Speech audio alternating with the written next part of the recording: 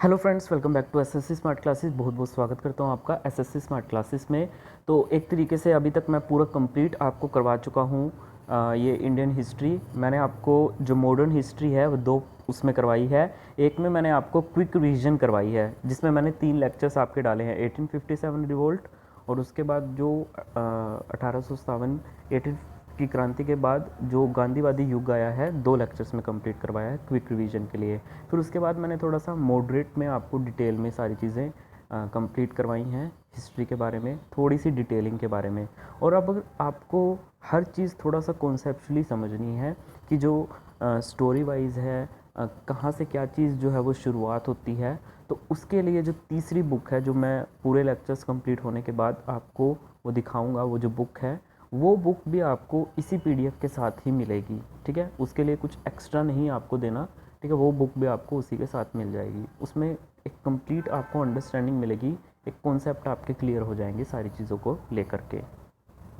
तो एक मैं क्विक आपको रिवीजन दे देता हूँ अभी तक गांधी जी के बारे में पढ़ने के लिए, ताकि एक बेस आपका क्रिएट हो। देखिए, ईस्ट इंडिया कंपनी, जैसे कि आपको पता है, भारत में यूरोपियन कंपनी का आगमन हुआ था, तो उसमें पुर्तगालीज जो थे वो सबसे पहले आए थे। तो जो पुर्तगाली थे उनसे एक ब्रिटिश जो है, ब्रिटिशर्स को एक नक्शा मिल गया था जब वो शिप्स में ट्रैवल कर रहे थे, तो उन्होंने उसको लूट लिया था एक पुर्तगाली को। तो वहाँ पे उस नक्शे की हेल्प से ये भारत पहुँचे व्यापार करने की दृष्टि से। तो ऐसा करने से ना, भारत में व्यापार करने के लिए ये इनफैक्ट भारत को पैसा भी देते थे। तो धीरे धीरे धीरे करके एक छोटी सी कंपनी जो भारत में आई थी, वो ईस्ट इंडिया कंपनी 1600 ईस्वी में भारत में इसकी स्थापना हुई थी। तो ये जो ईस्ट इंडिया कंपनी है धीरे धीरे भारत पर अपना कब्ज़ा करना शुरू कर देती है।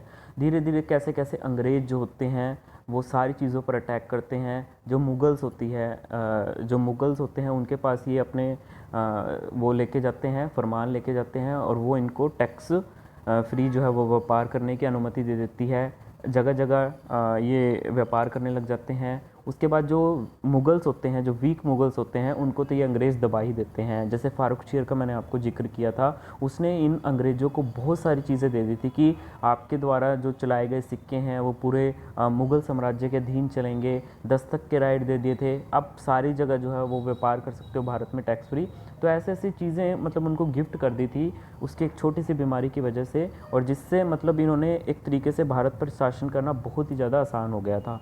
फिर किस तरह से इसने सिराजुद्दौला को हराकर, जो बंगाल का नवाब था, और वहाँ पे बंगाल पर भी इन्होंने अपना पूरा आधिपत्य जमा लिया। फिर धीरे धीरे उसके बाद अब बंगाल का जो एक तरीके से कब्जा करना है, बंगाल पर अटैक करना है, तो बंगाल में क्या था, पूरे भारत की लगभग 1/4 जो पॉपुलेशन थी वो वहाँ पे रहती थी। आपकी बंगाल में लगभग 78 मिलियन जो आबादी थी वो बंगाल में थे, और वहाँ पे काफ़ी लोग जो थे, राष्ट्रीय एकता थी। तो एक बड़े पोर्शन पर अटैक करना बहुत बड़ी बात होती है। तो उसके बाद फिर ये किस तरह से हैदराबाद के निज़ामों को हराते हैं, टिप्पू सुल्तान को, मराठाओं को ये बुरी तरीके से हराते हैं, सिखों को ये बुरी तरीके से हराते हैं। तो एक तरीके से जितने जितने लीडर्स जो उस टाइम पे मेन खड़े थे, जितने जितने मतलब ये मजबूत राजा थे उस टाइम के, इन्होंने सबको जो है वो शिकस्त दे दी। अंग्रेज़ों ने अपनी फूट डालो शासन करो की नीति से किस तरह से, मतलब सिराजुद्दौला जो खुद इतना मजबूत था, जिसके पास अच्छी खासी सेना थी, अंग्रेज़ जो उस टाइम पे ऑलरेडी, ब्रिटिशर जो थे उस टाइम पे ऑलरेडी विदेशी आक्रमणों से परेशान थे, कम सेना के होते हुए किस तरह से उन्होंने कूटनीति का यूज़ करके सिराजुद्दौला, जिसको हराना मुश्किल था उनके लिए, उसको भी हरा दिया इन्होंने और बंगाल पर पूरा कब्जा कर लिया। तो इसी तरह से धीरे धीरे फिर अंग्रेज़ जो लगभग 80 से 100 साल तक जो है वो भारत पर शासन करते रहे, अपनी दमनकारी नीतियों से हमेशा ये भारत को जो है वो परेशान करने लगे। चाहे राज ईस्ट इंडिया कंपनी का हो, चाहे राज आगे जाके ब्रिटिश संसद को मिल जाए, अल्टीमेटली भारत में शोषणकारी नीति बनती रही। तो उसके बाद क्या हुआ, भारत के लोग बहुत ही ज़्यादा दुखी हो गए, बहुत ही ज़्यादा परेशान हो गए। तो कुछ लीडर्स खड़े हुए, अलग अलग जगह से उन्होंने विद्रोह किया, जो 1857 की रिवोल्ट आपको बताई। ठीक है, तो लेकिन यद्यपि ये रिवोल्ट जो है वो असफल रही, लेकिन इससे ब्रिटिश सरकार की जो नींव है वो हिल गई। उनको ये महसूस हो गया था कि अब भारत जो है वो पूरी तरीके से सोए नहीं है, वो अपनी सुरक्षा के लिए, वो अपने अधिकारों की रक्षा के लिए लड़ भी सकते हैं। उनके पास अच्छी खासी सेना थी, सेना में एक आक्रोश भर दिया। ठीक है, और उसके बाद काफ़ी सारे एक्ट आए, क्योंकि अब भारत का जो प्रशासन था ना उस टाइम पे, 1858 से पहले, 1857 से पहले जितना भी था वो ईस्ट इंडिया कंपनी के हाथों में था। अब ईस्ट इंडिया कंपनी ब्रिटिशर को लगा कि अब ईस्ट इंडिया कंपनी के हाथों जो भारत का प्रशासन नहीं संभाला जा रहा, क्योंकि बहुत सी ऐसी चीज़ें थी, एक माइनॉरिटी को लेकर के इंडियंस लोगों को डर था कि ईस्ट इंडिया कंपनी कहीं उनकी माइनॉरिटी पर खतरा ना पैदा कर दे, और उनको क्या है, भारतीय जो छात्र हैं उनको एक तरीके से अंग्रेजी सिखाई जा रही थी। तो ऐसी कई चीज़ें थी जिससे उनको लगा कि इंडियन एडमिनिस्ट्रेशन अब उनके बस का नहीं रहा, तो उन्होंने ये जो ट्रांसफ़र था वो किसको कर दिया, आगे ब्रिटिश संसद को। तो महारानी ब्रिटेन जो थी, वो उस टाइम की महारानी ब्रिटेन वहाँ की जो थी क्राउन, ब्रिटिश क्राउन के अंडर आ गई, ठीक है। वो अब देश पर शासन करने लगी। तो कोई फ़र्क नहीं था जब ईस्ट इंडिया कंपनी भारत पर शासन कर रही थी या फिर महारानी ब्रिटेन आई। अल्टीमेटली दोनों ने ही शोषणकारी जो नीतियाँ थी वो भारत के अगेंस्ट बनाई थी, ठीक है। उसके बाद फिर आपका गांधीवादी पीरियड आया, ठीक है, जिसमें कई महान लीडर्स खड़े हुए। सारे के सारे लीडर्स थे, सुभाष चंद्र बोस थे, भगत सिंह थे, क्रांतिकारी आंदोलन उन्होंने किए कई तरह के। फिर उसके बाद कांग्रेस भी बनती है। कांग्रेस में आपके ये सभी जो नेता थे प्रार्थना पत्र के माध्यम से, ठीक है, अपनी जो इन्फॉर्मेशन है, अपनी बात जो है वो पहुंचाते थे, ठीक है। और उसमें भी आगे कई तरह के आपके नेता बने, गरम दल के नेता, ठीक है, नरम दल के नेता, उग्रवादी चरण भी था, उदारवादी चरण भी था, ठीक है। तो कई तरह के, उसके साथ साथ कई तरह के सोशल एंड रिलीजियस रिफॉर्मर्स भी थे, जो काफ़ी पढ़े लिखे लोग थे। वो विदेशों में चले गए और उन्होंने वहाँ की संस्कृति को समझा और ये भी जाना कि भारत एक इतना सांस्कृतिक देश है, बस उसमें एक छोटी छोटी कुरीतियों की वजह से वो एक तरीके से पिछड़ा हुआ है, तो उन कुरीतियों को दूर करना चाहिए। तो ये सारी चीज़ें चल रही थी। तो अभी हम पढ़ते हैं महात्मा गांधी जी के बारे में, ठीक है। और भी जो महात्मा गांधी जी का जो टाइम था उसमें देखिए, आपका सबसे पहले आंदोलन का जो प्रथम चरण था उदारवादी चरण 1885 से लेकर 1905 तक चला, ठीक है। जब बम्बई में आपका प्रथम अधिवेशन हुआ, उसके पश्चात कांग्रेस की जो शक्ति थी वो धीरे धीरे लगातार वृद्धि होते रही, ठीक है। और काफ़ी जो अच्छे अच्छे नेता थे वो भारतीय राष्ट्रीय कांग्रेस में शामिल हो चुके थे। उसके बाद फिर द्वितीय चरण आया, उग्रवादी चरण 1905 से 1919 का जो उग्रवादी चरण था, ठीक है। ये सब कुछ मैंने आपको एक्सप्लेन किया हुआ है, ठीक है। उसके बाद फिर आपका बंगाल का विभाजन हुआ। बंगाल का विभाजन करना इसलिए ज़रूरी हो गया क्योंकि बंगाल में, जैसा कि मैंने आपको बताया था, एक बहुत बड़ी आबादी, मतलब 1/4 पूरी इंडिया की आबादी वहाँ पर थी। लोग वहाँ पे क्या थे, बड़ी वहाँ पे राष्ट्रीय जो थी एक भावना थी। लोग आपस में जो थे वो बड़े प्यार से रहते थे। कोई भी धर्म के लोग हो तो वहाँ पे बड़े प्यार से रहते थे, और यही चीज़ जो है वो अंग्रेज नहीं चाहते थे। इसलिए उन्होंने उन लोगों में वहाँ की राष्ट्रीय चेतना को जो ख़त्म करने के लिए ये कदम उठाया कि इसका विभाजन ही कर दो, ठीक है। लॉर्ड कर्जन के द्वारा ये बंगाल में जो किया गया विभाजन था, एक तरह से राष्ट्रीयता पर धूर्ततापूर्वक आक्रमण था, ठीक है, उन्होंने कर दिया। हिंदू मुस्लिम इसमें बहुत एक तरीके से अलग ही हो गए थे, हिंदू मुस्लिम, ठीक है। तो उन्होंने जो किया था वो करके ही दिखा दिया, ठीक है। एक तरीके से जो विचार थे उनके वो आगे फिर पनपे ही, और इसी तरह से फिर ये अलग मुस्लिम लीग बनाने की स्थापना हो गई। और कांग्रेस इसके बहुत खिलाफ थी, गांधी जी इसके बहुत खिलाफ थे। उसके बाद फिर स्वदेशी तथा बहिष्कार आंदोलन चले गए, क्योंकि आंदोलन चले 1905 में। मतलब जगह जगह क्या हुआ था, इन चीज़ों का जो बहिष्कार है, विदेशी वस्तुओं का, विदेशी जो सामान है वो भारतीय लोग जो है यूज़ नहीं करेंगे, उसका बहिष्कार करेंगे। फिर मुस्लिम लीग का उदय होता है 1906 में, जो कि मैंने आपको बताया था। उसके बाद सूरत अधिवेशन आता है 1907 में। सूरत अधिवेशन में ठीक है, क्या होता है, जो कांग्रेस के दो दल होते हैं, नरम दल और उग्र दल, वो आपस में विभाजित हो जाते हैं। फिर मार्ले मिंटो सुधार आता है 1909 में, ठीक है। ये भारतीय सचिव जो था वो मार्ले, उस टाइम पे लॉर्ड मिंटो से बातचीत करके 1900 ईस्वी में एक सुधार अधिनियम पारित करवाया, ठीक है। इसमें क्या था, इस एक्ट के द्वारा केंद्रीय व प्रांतीय सभाओं की सदस्य की संख्या तथा उनके अधिकारों में वृद्धि की गई, ठीक है। और हिंदू और मुसलमानों के लिए थोड़ा सा अलग अलग निर्वाचन क्षेत्रों की थोड़ी सी वो की गई। उसके बाद फिर आपका राजद्रोह अधिनियम आता है, ठीक है। राजद्रोह अधिनियम में क्या होता है, अंग्रेजी सरकार के खिलाफ जो क्रांति की गतिविधियां हैं वो तेज हो गई थी। तो इन्हीं गतिविधियों को कंट्रोल करने के लिए ब्रिटिश सरकार ने 1911 ईस्वी में राजद्रोह सभा अधिनियम पारित किया, ठीक है। और कई जो उग्र नेता थे, लाला लाजपत राय, अजीत सिंह और कई क्रांतिकारी नेता थे, उनको गिरफ्तार करके जेल भेज दिया गया। फिर दिल्ली दरबार लगता है 1911 में, जिसमें कई मांगे रखी गई। एक्चुअली एक बड़ा दरबार, बड़ा भव्य दरबार लगा था क्यों लगा था? क्योंकि इंग्लैंड से जो सम्राट जॉर्ज पंचम है और महारानी मैरी है उनको बुलाया गया था, उन्हीं के स्वागत के लिए दरबार लगाया गया था। लॉर्ड होर्डिंग ने ये किया था कार्यकाल में 1911 ईस्वी में, ठीक है। और इसमें फिर कई मांगे रखी गई, बंगाल विभाजन के रद्द होने की घोषणा की गई, ठीक है। और भारत की राजधानी जो कलकत्ता के स्थान पर फिर दिल्ली हो गई। 1912 में कर भी दिया गया था। और फिर कई जो बंगाल है उसको एक तरीके से तोड़ ही दिया गया था, उसमें से बिहार और उड़ीसा अलग बना दिए गए और बांग्ला भाषा का जो क्षेत्र है उसको एक अलग प्रांत बना दिया गया, ठीक है। तो फिर उसके बाद आपका गदर दल का गठन होता है 1913 में। फिर उसके बाद लखनऊ पैक्ट होता है आपका 1916 में, लखनऊ पैक्ट, ठीक है। उसके बाद आपका होम रूल आंदोलन आता है 1916 में। ये सारी चीज़ें मैं डिस्कस कर चुका हूँ। फिर रोलट एक्ट आता है 1919 में, और फिर जलियांवाला बाग हत्याकांड आता है 1919 में। और उसके बाद फिर तीसरा चरण शुरू होता है आपका गांधी जी वाला चरण 1919 से 1929 तक, ठीक है। और ये गांधी जी कई तरह के आंदोलन करते हैं। जैसे 1915 में तो ये भारत आए थे, कहाँ से आए थे? विदेश से आए थे ये, ठीक है। भारत आए थे ये, मतलब साउथ अफ्रीका गए थे ये 1893 में। फिर वकालत की पढ़ाई करके ये 1915 में भारत लौटे थे, ठीक है। 1916 में इसने अहमदाबाद के समीप जो है वो साबरमती के आश्रम की स्थापना की, कई आंदोलन किए। 1917 में जैसे बिहार स्थित चंपारण में किसान आंदोलन चलाया, 1918 में खेड़ा में कर नहीं आंदोलन चलाया, और अहमदाबाद में इन्होंने मील मजदूरों की लड़ाई जो है वो लड़ी गई, ठीक है। उसके बाद खिलाफत आंदोलन जो है वो शुरू हो गए। खिलाफत आंदोलन के बाद फिर असहयोग आंदोलन शुरू हुआ 1920 से 1922 का पीरियड। और फिर उसके बाद आपका चोरा चोरी कांड हुआ, जिसमें 22 पुलिसकर्मी जो है उनको जिंदा जेल में चला दिया गया। गांधी जी अहिंसा के पुजारी थे, उनको चीज़ रास नहीं आई, इसलिए उन्होंने आंदोलन को स्थगित कर दिया, वापस ले लिया। उसके बाद स्वराज दल की स्थापना हुई, कब हुई? 1923 में। फिर साइमन कमीशन आया, ठीक है, 1927 में। एक तरीके से भारत में संवैधानिक सुधार हेतु प्रति 10 वर्ष बाद एक कमीशन की नियुक्ति की जाएगी, जो प्रशासनिक सुधार की जांच कर अपनी रिपोर्ट प्रस्तुत करेगा। लेकिन उसमें एक भी भारतीय जो था नहीं था, इसी वजह से विरोध हुआ और साइमन गो बैक के नारे लगाए गए। उसके बाद फिर आपका 1929 में एक लाहौर अधिवेशन हुआ और पूर्ण स्वतंत्रता की मांग की गई।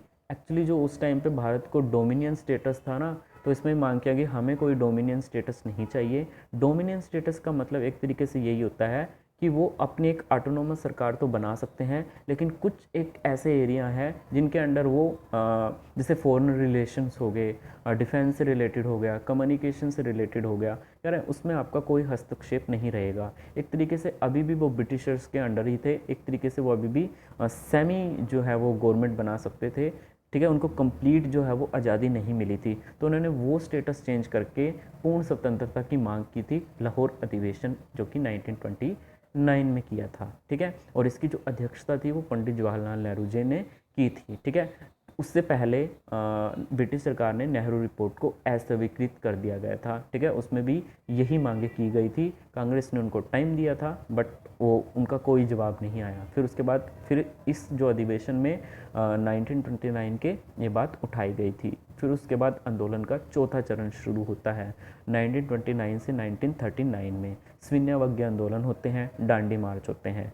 तो समुद्र तट पर जाकर के गांधी जी, क्योंकि नमक पे उस टाइम पे क्या था, कानून जो था वो टैक्स लगता था नमक बनाने पर, तो गांधी जी ने अपने 78 अनुयायियों के साथ जाकर के ब्रिटिश सरकार की अवज्ञा करने के लिए गुजरात प्रदेश के समुद्र तट पर दांडी नामक स्थान की ओर नमक बनाकर नमन कानून जो है वो तोड़ा। ये यात्रा जो चली थी वो 24 दिन चली थी, पैदल चली थी, 241 मील उन्होंने कवर किया था। 1 मील कितना होता है? 1.6 किलोमीटर होता है।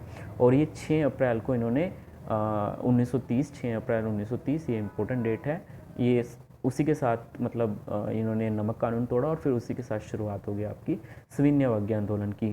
क्या क्या चीज़ें थी कि हिंदुओं को अस्पृश्यता को त्याग देना चाहिए, नमक बनाना चाहिए, शराब की दुकानों पर धरना, विदेशी कपड़ों की होली जलाना, सार्वजनिक कर्मचारी अपने कार्यालयों को त्याग दें, मतलब कोई सपोर्ट ना करें इंडियंस को, उसके बाद देखिए फिर आपके गोलमेज सम्मेलन होते हैं। ठीक है, भारत की संवैधानिक समस्या को उलझाने के लिए लंदन में 12 नवंबर 1930 को प्रधानमंत्री उस टाइम पे मैकडोनल्ड थे, उसकी अध्यक्षता में प्रथम गोलमेज सम्मेलन की आयोजित की थी। इसमें 89 प्रतिनिधि थे, उसमें 16 जो थे वो ब्रिटिशर थे, लेकिन कांग्रेस इसमें पहुंची नहीं। एक बड़ा तबका जो कि इंडियंस का एक बड़ा तबका जो कि कांग्रेस, क्योंकि कांग्रेस में ही उस टाइम पे बड़े बड़े लीडर्स थे, बाकियों के जाने से क्या होता है, तो उसमें क्या थे, बाकी जो छोटे मोटे लीडर्स थे वो चले गए अलग अलग पार्टी को रिप्रेजेंट करने के लिए, लेकिन उनसे कुछ बात नहीं बनने वाली थी, उनसे कुछ एक तरीके से एक बात नहीं बनने वाली थी, क्योंकि मेन जो डिसीजन थे वो कांग्रेस के पास थे, कांग्रेस गई ही नहीं। ठीक है, उनको सारी चीज़ों का पता था कि इसमें होना कुछ नहीं है, तो इसीलिए फिर वहाँ पे 5 मार्च 1931 को अंग्रेज़ों की तरफ से, ब्रिटेन की तरफ से, ब्रिटिश सरकार की तरफ से इरविन को भेजा गया कि आप किसी तरह गांधी जी को मनाओ ताकि वो उसमें राउंड टेबल कॉन्फ्रेंस में आएँ। ठीक है, तो वो फिर क्या हुआ, इरविन जी आते हैं और अपने कुछ प्रस्ताव रखते हैं। ठीक है, तो उन प्रस्तावों में वो क्या क्या चीज़ें बोलते हैं।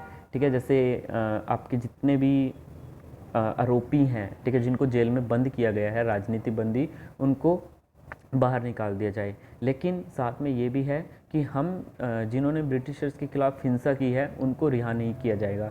एक्चुअली इरविन से मिलने से पहले गांधी जी को जो उस टाइम पे भगत सिंह वगैरह जो था ना, ये सारा कुछ एक्टिविटी हो रही थी, उनको फांसी दी जानी थी। तो लोगों ने मांग की थी कि स्पेशली पंजाब के लोगों ने, क्योंकि भगत सिंह पंजाब के थे और वहाँ के लोग बहुत आहत थे और वो नहीं चाहते थे कि भगत सिंह की फांसी हो, जिन्होंने एक इतने देश के लिए इतना बड़ा जो है वो कार्य किया है, उनको फांसी नहीं होनी चाहिए थी, उनको रिहाई हो जो। अगर उनको रिहाई ना हो सकती हो, कम से कम उनको क्या करो, कम से कम उनको आजीवन कैद कर दो, लेकिन उनको फांसी मत दो। तो गांधी जी ने कहा कि हाँ, मैं आपकी मांग जो है वो रखूँगा। तब इन्होंने इरविन के सामने वो मांग रखी। अब इरविन ने सीधा सीधा मना कर दिया। अब ये चीज़ें बिल्कुल क्लियर नहीं है कि उन्होंने रखी भी है मांग या फिर उन्होंने कह रहे हैं कि इस चीज़ में अगर वो चाहते तो थोड़ा सा अगर फोर्स करते तो इरविन मान भी जाता कि हाँ, हम भगत सिंह को जो है वो फांसी नहीं देंगे कुछ शर्तों पर गांधी जी ने उतना प्रयत्न नहीं किया, क्योंकि उस टाइम पे गांधी जी के जितने भी आंदोलन थे, क्योंकि कोई भी आंदोलन जो है वो उसकी एक टाइम लिमिट होती है। हम कोई भी आंदोलन करते हैं किसी भी चीज़ के खिलाफ, सरकार के विरुद्ध, अपनी कोई भी मांग मनवाने के लिए, तो आंदोलन में आपका पहला महीना, आपका पहला दिन बहुत ज़्यादा एनर्जी होगी, दूसरा दिन, तीसरा दिन, चौथा दिन, पाँचवा दिन, ठीक है, इसी तरह से एक महीना, एक महीने के बाद कुछ और होगी सिचुएशन, धीरे धीरे करके क्या होगा, लोगों की एनर्जी ख़त्म हो जाएगी। वो जो लोग एक महीने तक आंदोलन में सक्रिय तौर पे बैठे, वो धीरे धीरे अपने क्या कर रहे हैं, वो वीक पड़ते जा रहे हैं। तो इसी तरह से ये आंदोलन जो है वो फीका पड़ने लगा है। जब आंदोलन को इतना ज़्यादा टाइम हो जाता है ना और कोई उसका कंक्लूजन निकलता नहीं है, ठीक है, कंक्लूजन निकले तब तो बात अलग है, परंतु अगर कोई कंक्लूजन निकले नहीं तो एक तरीके से वो आंदोलन हम कह सकते हैं कि सफल नहीं हो रहा है। तो इसी तरह से गांधी जी ने उस टाइम पे सोचा कि ये जो सविनय अवज्ञा आंदोलन है ये वैसे भी ज़्यादा नहीं चलना है, 2-3 महीने, 4 महीने। ऐसे में इरविन ने जो काफ़ी चीज़ें कही हैं, ठीक है, उससे एक तरीके से भारतीयों को कुछ ना कुछ तो फ़ायदा मिल ही रहा है, तो वही करने में बेहतर है। तो गांधी जी ने समय को, नज़ाकत को देखते हुए वो डिसीजन लिया, ठीक है। और महात्मा गांधी जी की तरफ से जो था वो स्वीकार कर ली गई कुछ बातें, जैसे वो सविनय अवज्ञा आंदोलन स्थगित कर देंगे और ये गोलमेज सम्मेलन जो राउंड टेबल कॉन्फ्रेंस थी उसमें पार्टिसिपेट करेंगे, और वो कांग्रेस जो है वो ब्रिटिश साम्राज्य का बहिष्कार नहीं करेगी, ठीक है। और गांधी जी पुलिस द्वारा की गई जातियों के बारे में जांच की मांग नहीं करेंगे, ठीक है।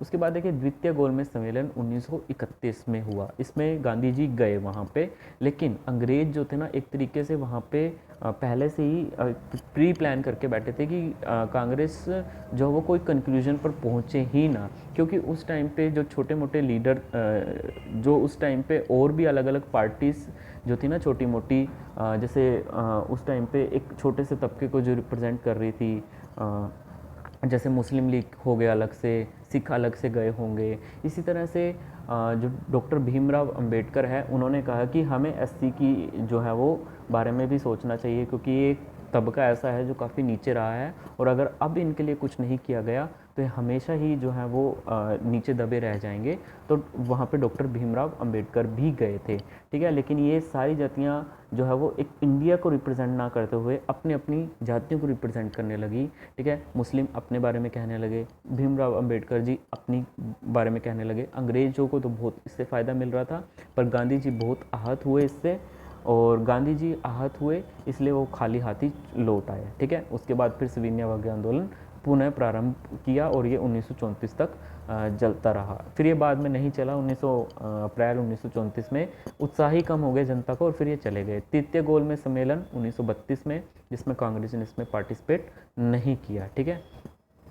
और इसमें क्या हुआ, तीनों गोल में सम्मेलन की सिफारिशों के आधार पर ब्रिटिश सरकार ने एक श्वेत पत्र जो है वो प्रकाशित किया। ब्रिटिश सरकार की प्रवर समिति की रिपोर्ट में कुछ संशोधनों के पश्चात संसद ने 1935 का भारत शासन अधिनियम पारित किया, ठीक है। और आपको भी पता है उसका एक मेजॉरिटी जो पार्ट है वो इंडियन कॉन्स्टिट्यूशन को बनाने में यूज़ होता है। उसके बाद आपका कम्युनल अवार्ड होता है और पूना समझौता होता है। कम्युनल अवार्ड एक तरीके से सोची समझी ब्रिटिशर्स की चाल होती है, ठीक है। मतलब एक तरीके से लोग उनकी सांप्रदायिक समस्या जो होती है ना, सांप्रदायिक जो एक तरीके से उस पर अटैक किया गया था अंग्रेज़ों की तरफ से, और वो इसमें कहीं ना कहीं कामयाब भी हो गए थे। और एक पूना समझौता हुआ 1932 में, क्योंकि गांधी जी थे ना उस टाइम पे ये कह रहे थे कि ना तो मैं ये चाहता था कि भारत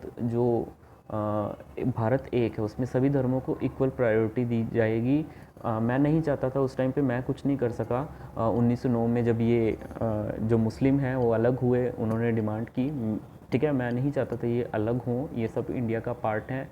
फिर उसके बाद अलग अलग सिखों को भी मिला, ईसाइयों को भी मिला, ठीक है। तो अलग अलग जगह पे सबको अपना अपना रिप्रेजेंटेशन मिला, मतलब कम्युनल रिप्रेजेंटेशन की एक तरीके से शुरुआत हो गई थी, ठीक है। तो फिर उसके बाद जो अंबेडकर जी हैं उन्होंने मतलब एक तरीके से इनके साथ समझौता किया। समझौते में क्या थी, ये बातें कही गई थी कि देखो पूरी तरीके से, क्योंकि इन्होंने ये कहा कि एससी को आरक्षण दिया जाए, ये जो है अंबेडकर जी। लेकिन हुआ ये था, समझौता इस तरीके से हुआ था क्योंकि गांधी जी ने इनको सीधा सीधा कहा था कि एससी को हम उत्थान के लिए कार्य करेंगे, लेकिन उनको मुसलमानों की तरह हम सेपरेट नहीं कर सकते, क्योंकि वो सब हिंदू का पार्ट हैं, वो सब हिंदू ही हैं, कैसे हम उनको अलग कर दें। तो फिर इसी चीज़ पर राजी हुए, उन्होंने कहा कि हम उन्हीं हिंदुओं में से इनकी एक अलग सीट जो है वो रिज़र्व कर देंगे। तो ये इसी पूना पैक्ट के अंडर हुआ था।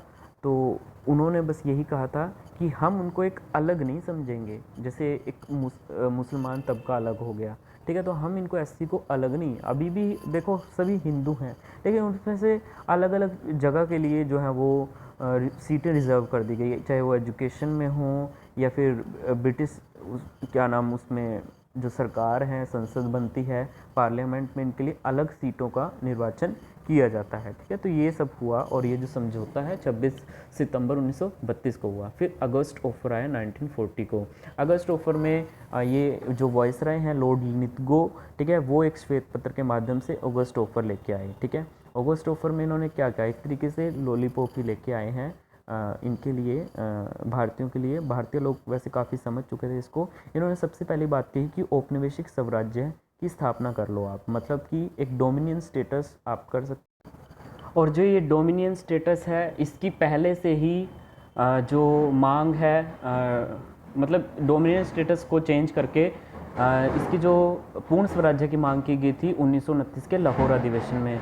तो इसमें फिर से मतलब वही 12-13 साल पुराना जो औपनिवेशिक गणराज्य की डोमिनेंट स्टेटस देने की बात थी, तो भारतीयों को कहाँ से स्वीकार करनी थी, तो सीधा नेहरू जी ने इसको रिजेक्ट कर दिया था। और भी क्या कहा था, वायसराय की कार्यकारिणी में भारतीय प्रतिनिधियों को अधिक से अधिक शामिल करना, तो ये सब कुछ चीज़ें नकार दी गई थी। ये सब क्यों कर रहे थे वो लोग, क्योंकि इसलिए कर रहे थे क्योंकि उस टाइम पे ब्रिटिशर जो था उस पर विदेशी शक्तियाँ जो थी अटैक कर रही थी। इटली, जर्मनी, जापान, ये सब अटैक कर रहे थे। ब्रिटिशर्स की हालत पहले से बहुत ज़्यादा जो थी वो बुरी हो चुकी थी। और महात्मा गांधी जी जो थे उस टाइम पे ये कहते थे कि उस टाइम पे ब्रिटिशर्स पे अटैक ना करो, क्योंकि हम कमज़ोर पर हमला नहीं करना चाहिए। और वहीं पे नेताजी जो सुभाष चंद्र बोस जी है वो कहते थे this is the right time when आप जो है वो इन पर अटैक करो, ठीक है, एनिमीज़ पर आप अटैक करो।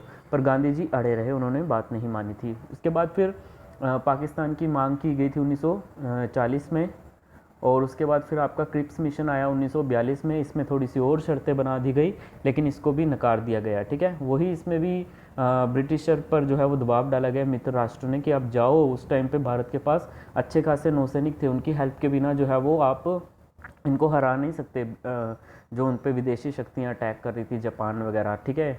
तो फिर क्रिप्स मिशन इसलिए आया था। इसमें भी भारत को थोड़े से और ज़्यादा दिए गए थे कि आप लोगों के लिए राष्ट्रमंडल बना देंगे, आप लोगों की हम जो है वो सुरक्षा करेंगे जब तक आपका संविधान नहीं बनेगा, संविधान सभा का निर्वाचन करेंगे जो कि आपके भारत में नए संविधान का गठन करेंगे। तो इस तरह से कहा गया है। या फिर आप में जो अलग अलग बनाना है, रिप्रेजेंटेशन करनी है, ठीक है, उस चीज़ को हम करेंगे। अगर आप अलग होना चाहते हो तो अलग हो सकते हो, ठीक है। और लेकिन ये अलग होने की बात कही थी, इसमें एक सेपरेट कम्युनिटी के लिए बात नहीं की गई थी, इसलिए इसका जमकर विरोध किया गया। सभी ने इसका जमकर विरोध किया। फिर भारत छोड़ो आंदोलन आया 1920 में, जिसमें अंग्रेज़ों को बहुत बुरी तरीके से जो है वो विवश किया गया कि अब भारत छोड़ के जाइए।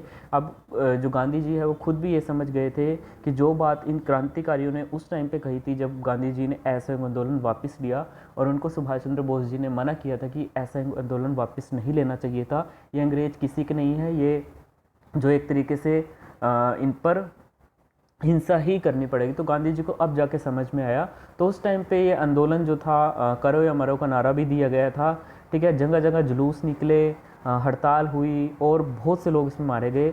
अनेक बार पुलिस को जो है गोलियां चलानी पड़ी, ठीक है। अब इसको क्या नाम उत्तेजित मतलब आंदोलनकारियों ने सरकारी इमारतों को लूट दिया, थाने व डाकघरों में जो थी वो आग लगा दी, रेल पटरियाँ उखाड़ दी।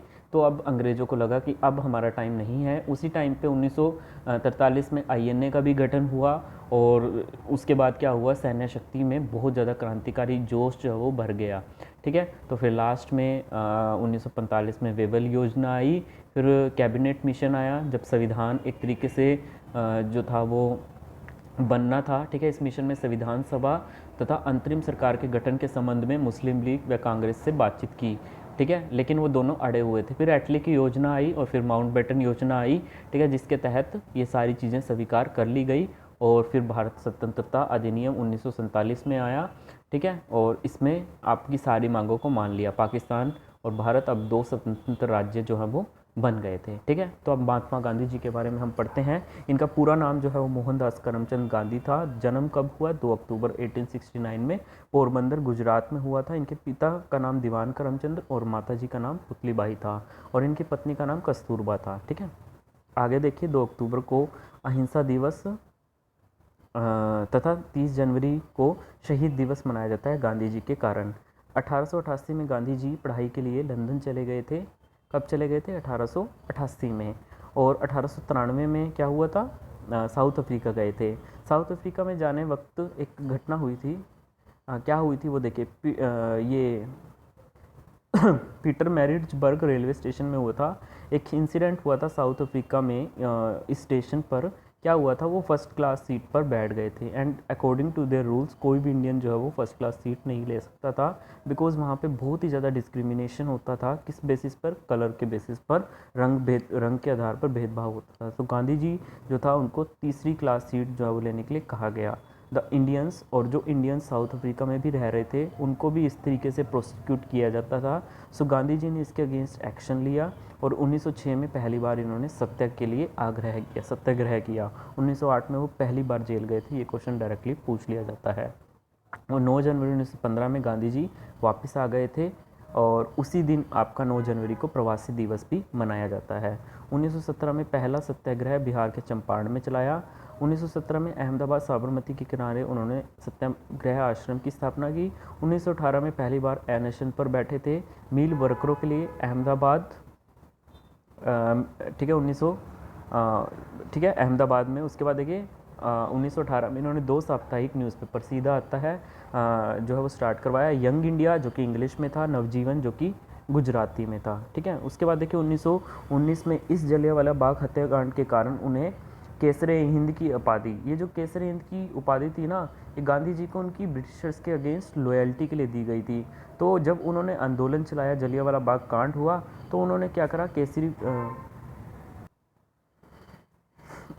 उसके बाद देखिए 1920 में रोलट एक्ट 1919 के विरोध में असहयोग आंदोलन चलाया, परंतु 1922 में चोरा चोरी की घटना के कारण इसे स्थगित कर दिया गया। 1924 के एकमात्र बेलगांव अधिवेशन कर्नाटक कांग्रेस के अध्यक्ष बने, ठीक है, जो कि कर्नाटक में हुआ था, उसके अध्यक्ष ये बने। 12 मार्च 1930 को गांधी जी ने दांडी यात्रा आरंभ की और 6 अप्रैल 1930 को 328 किलोमीटर, मतलब ये मील बताया था ना मैंने आपको, तो ये यात्रा करने के बाद दांडी में नमक बनाकर जो है इन्होंने नमक कानून तोड़ा तथा सविनय अवज्ञा आंदोलन की शुरुआत की। गांधी इरविन समझौता 5 मार्च 1931 को हुआ, ये सीधा पूछ लिया जाता है। और उसके बाद देखिए 7 अप्रैल 1934 में गांधी जी ने सविनय अवज्ञा आंदोलन को समाप्त कर दिया, ठीक है। और ये समाप्त क्यों हुआ था, क्योंकि ये जो लोगों का उत्साह धीरे धीरे क्योंकि काफ़ी लंबे टाइम से आंदोलन चल रहा था, लोग धीरे धीरे करके उत्साह खत्म हो रहा था क्योंकि कोई रिजल्ट निकल नहीं रहा था। तो उसके बाद देखिए 1932 में गांधी जी ने ऑल इंडिया हरिजन समाज की स्थापना की, क्योंकि टू अबॉलिश अनटचेबिलिटी, छुआछूत को ख़त्म करने के लिए उसने ऑल इंडिया हरिजन समाज की स्थापना की। 1933 में हरिजन प्रकाशन का न्यूज़पेपर चलवाया। विंस्टन चर्चिल ने इन्हें अद नगन फ़कीर कहा, ठीक है। कौन थे जो बाद में ब्रिटेन के प्राइम मिनिस्टर बने, कब, 1940 से 1945 में, और एक और दूसरे चरण में 1951 से 1955 के टाइम पीरियड में वो ब्रिटेन आर्मी के ऑफिसर भी रहे हैं।